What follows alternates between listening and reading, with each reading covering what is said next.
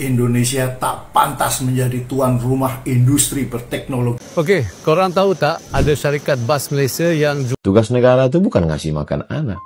Tugas negara itu Jadi sorotan, ternyata World Bank menilai Indonesia adalah negara dengan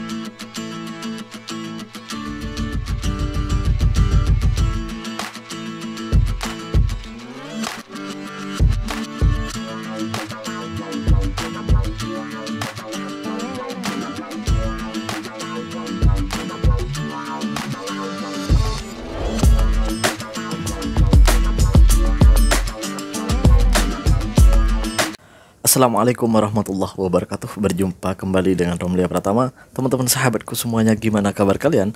Mudah-mudahan kalian semuanya baik-baik saja beserta keluarganya di sana. Teman-teman sahabatku, buat kalian yang baru gabung, yang baru nonton video ini, silahkan di subscribe dulu, di like dan di komen guys. Buat teman-teman sahabatku yang udah mendukung support channel ini, terima kasih. Mudah-mudahan kalian semuanya diberikan keberkahan umur, keberkahan rezeki, dimudahkan segala urusannya, baik urusan dunia maupun urusan akhirat. Amin ya rabbal alamin. Teman-teman sahabatku semuanya, seperti biasa guys, kita akan reaction beberapa video yang lagi viral guys. Seperti apa videonya? Ini dia guys. Indonesia tak pantas menjadi tuan rumah industri berteknologi tinggi. Itulah pesan yang ditinggalkan oleh Sanken Electric Company dari Jepang dengan menutup pabriknya di Cikarang.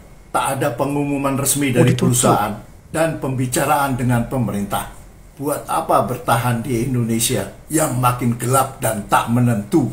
Seperti jalan rusak tanpa marka, plus banyak preman di sana sini, baik di jalanan maupun di gedung-gedung pemerintah. Alasan seperti ini juga menjadi latar belakang dari penutupan puluhan pabrik dan PHK ribuan pekerja, terutama dari industri tekstil dan garment. Sanken kurang lebih sama dengan pabrik-pabrik lain yang telah ditutup karena tidak bisa menerima lagi omon-omon dari pemerintah untuk menghentikan banjir barang murah dari Cina dan janji membangun iklim bisnis yang sehat.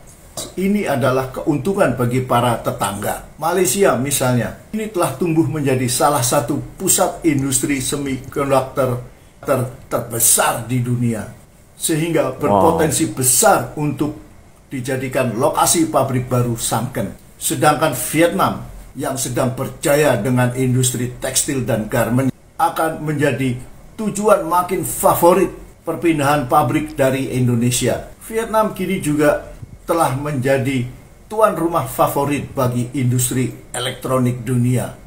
Karena itu, tak mustahil Sanken juga akan mengincar Vietnam sebagai tuan rumah baru. Entah apakah pemerintah tidak peduli karena sibuk untuk mengumpulkan kekuasaan dan kekayaan pribadi. Oke, kita jumpa lagi dalam episode berikutnya. Padahal Sanken ini guys udah lama banget di Indonesia gitu. Sanken ini, jadi perusahaan Sanken ini sangat lama di Indonesia gitu. Tiba-tiba keluar dari Indonesia dan mengeluarkan statement yang tidak enak.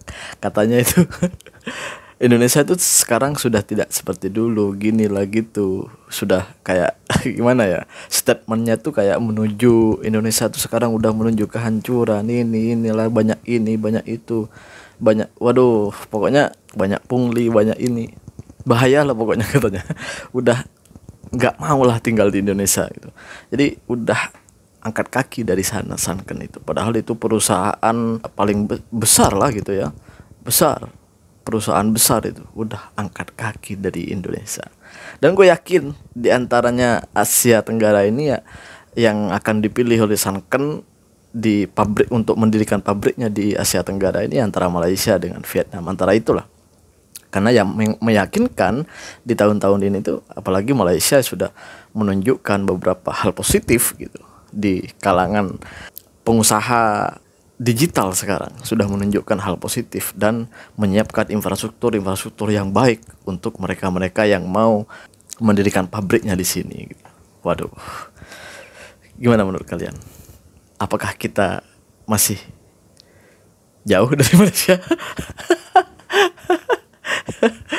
Kita berlanjut aja guys. Nanti gue gelaknya tuh tambah ini guys.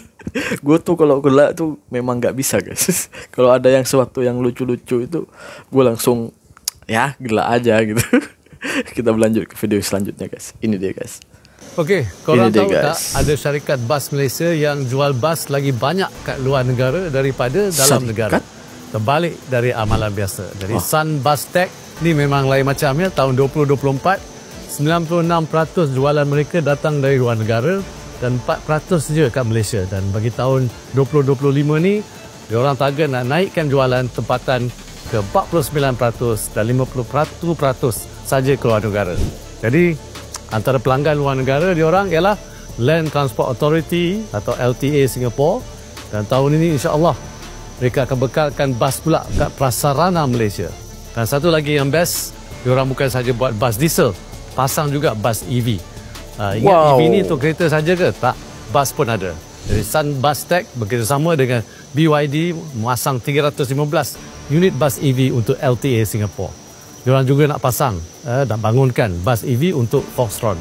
Dengan teknologi EV dan inovasi yang berterusan, Sun Bus Tech membuka jalan untuk masa depan pengangkutan awam yang lebih lestari di Malaysia. Jadi semoga lebih banyak syarikat tempatan akan mengikuti jejak langkah mereka.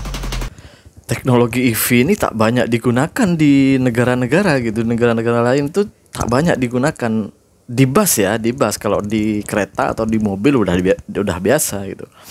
Tapi kalau di bus itu tak banyak digunakan, di berbagai negara itu tak banyak digunakan. Dan sekarang perusahaan bus Malaysia, ini milik Malaysia ya. Perusahaan bus milik Malaysia itu akan menggunakan EV, guys. Wah, hebat ya, hebat guys, hebat bener. Jadi selama ini transportasi di berbagai negara itu banyak disuplai oleh perusahaan bus Malaysia, dan bahkan sampai bus-bus yang ada di Malaysia ini sampai di tahun 2024 tuh hanya 1% aja, guys, yang keluar itu, yang lebih banyak keluar luar negara itu. Jadi keluar negara itu lebih banyak, guys, busnya. Dan target sekarang perusahaan bus Malaysia ini akan menargetkan lebih dari separuh untuk negaranya sendiri dan keluar hanya untuk separuh gitu aja lah. Kira-kira seperti itu, guys. Jadi ada niatan perusahaan bus Malaysia ini akan, ya mungkin akan memperbaharui lah bus-bus yang ada di Malaysia. Akan bekerja sama dengan prasarana. Prasarana ini kalau di Indonesia, kalau di Jakarta ya, karena nggak seluruh Indonesia tuh ada bus antar kota kayak gini gitu. Kalau di Indonesia itu Jakpro ya, Jakpro. Kalau di Jakarta itu Jakpro. Jadi yang mengelola angkutan awam yang ada di bandar-bandar seperti itu. Kalau di sini prasarana. Wah, terbaik nih. Ini mau ada bus EV. Enggak semua bus ada yang menggunakan teknologi EV, guys. Kalau mobil banyak. Terbaik lah Malaysia. Kita berlanjut, guys, ke video yang selanjutnya. Ini dia, guys. Tugas negara itu Ini bukan dia, guys, ngasih makan anak. Tugas negara itu ngasih kerja pada bapaknya. Anaknya ya diurus bapaknya. Apa yang negara ngurus?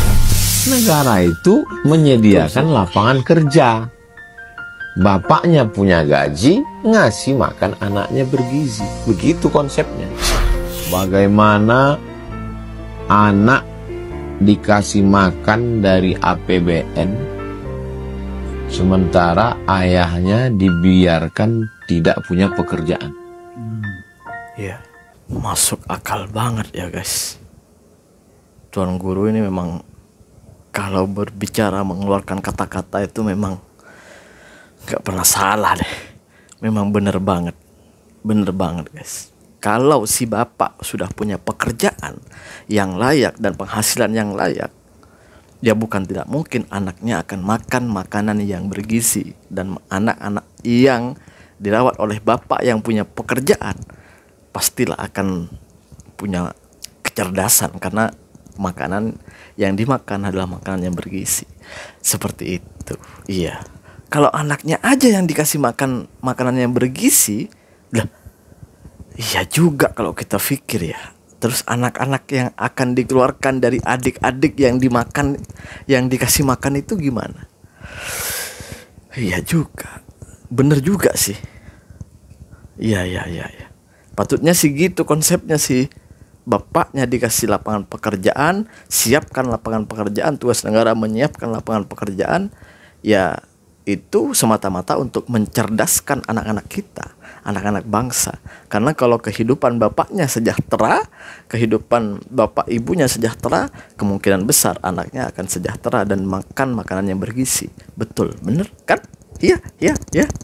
Kita berlanjut guys. Benar juga guys.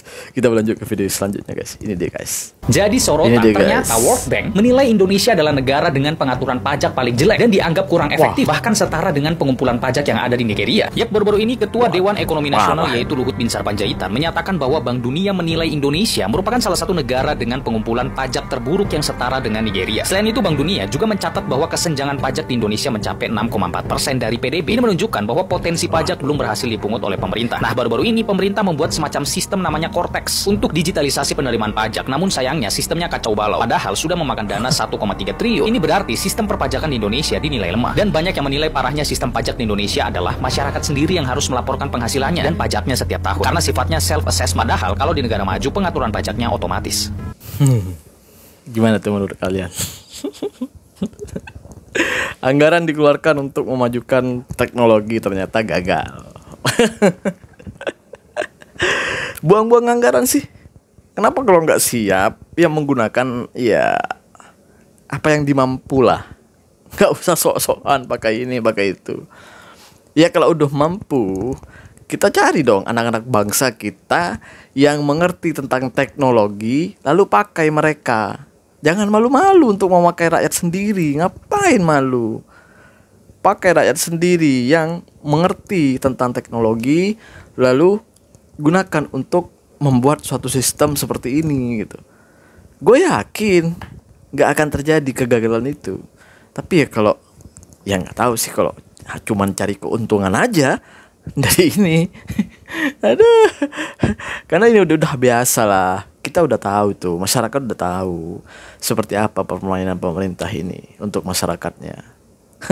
Kalau nggak untung mereka nggak akan ngerjakan seperti itu. Kalau ada keuntungan, ya udah dikerjakan. Walaupun sebenarnya nggak pro rakyat. Kan seperti itu permainan kita kan, permainan pemerintah kita. Terima kasih buat semuanya. Terima kasih yang udah nonton. Terima kasih buat semuanya yang udah support. Assalamualaikum warahmatullahi wabarakatuh. Jangan lupa guys, sholawat.